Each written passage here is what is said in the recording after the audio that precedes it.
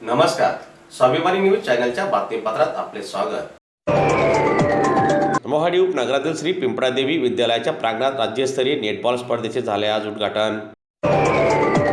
Maharashtra ॲम्युच्युअल netball असोसिएशनच्या मान्यतेने धुळे जिल्हा हौशी नेटबॉल असोसिएशन धुळे द्वारा धुळे शहराच्या मोहाडी उपनगरातील श्री शिवाजी क्रीडा मंडळ आयोजित धुळे शहर राष्ट्रवादी काँग्रेस पार्टीचे कार्याध्यक्ष कुणाल पवार व युवा नेते आकाश विनायक शिंदे यांच्या सौजन्याने 18वी राज्यस्तरीय सब ज्युनियर 16 वर्ष आतील व 19 वर्ष आतील मुले व मुलींच्या नेटबॉल अजिंक्यपद स्पर्धेचे धुळे शहराच्या मोहाडी उपनगरातील श्री पिंपळादेवी विद्यालयाच्या प्रांगणात आज मान्यवरांच्या हस्ते उद्घाटन करण्यात आले।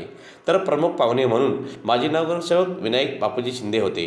बापूसाहेब पाटील, बापूसाहेब बाविस्कर सर या कार्यक्रमासाठी खास करून उपस्थित असलेले धुळ्यामध्ये जे काही नामांकित असे जे शिक्षण क्षेत्रामध्ये उच्च शिक्षणामध्ये काम करतात असे आमच्या कवयित्री बहिणाबाई चौधरी, उत्तर महाराष्ट्र विद्यापीठाचे सिनेट मेंबर आणि माझा लहान बंधू नितीन आबा ठाकूर या कार्यक्रमासाठी खास करून उपस्थित असलेले प्राचार्य डॉक्टर के.बी. पाटील सर, आमच्या धुळे जिल्हा खो खो असोसिएशनचे सचिव आणि एक उपक्रमशील असे चार्टर्ड अकाउंटंट संकेती साहेब आणि या कार्यक्रमासाठी उपस्थित असलेले सर्व मान्यवरांचं मी मनापासून स्वागत करतो।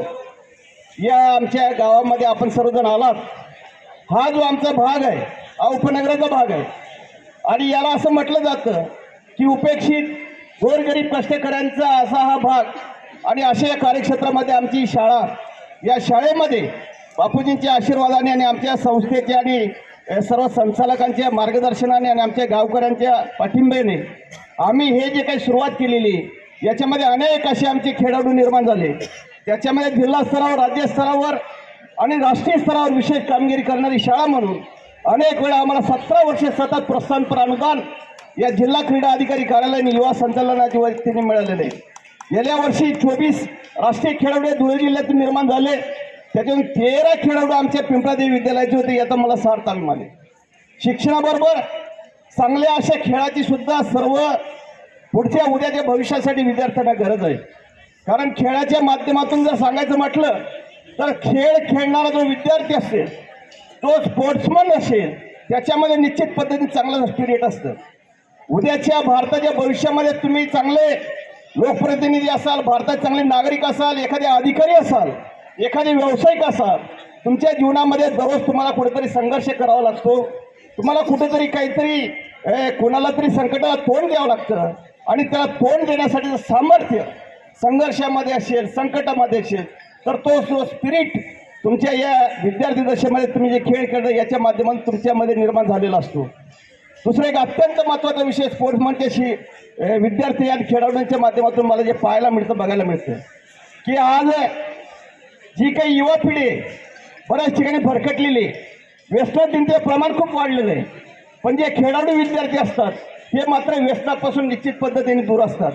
आणि विद्यार्थी मित्रांनो, माझे सर्व खेळाडू मित्रांनो, 89 संघ इथं आलेले आहेत कानाकोपऱ्यातून, चांद्यापासून तर बांद्यापर्यंत, अगदी चंद्रपूरपासून तर ठाण्यापर्यंत, धाराशिवपासून बीडपासून छत्रपती संभाजीनगर असेल, भंडारा असेल, वाशिम असेल, यवतमाळ असेल, गोंदिया असेल, सांगली असेल, सोलापूर असेल, कोल्हापूर असेल आणि विद्येचं मार्ग पुणे असेल, या सर्व खेळाडूंचं, तुमच्या मार्गदर्शक असलेल्या सर्व क्रीडा शिक्षकांचं, तुमच्या कोचेसचं मी आमच्या गावाच्या वतीने, आमच्या संस्थेचे अध्यक्ष आदरणीय बापूजींच्या वतीने मी निश्चित पद्धतीने आमच्या जिल्ह्याच्या वतीने तुमचं स्वागत करतो।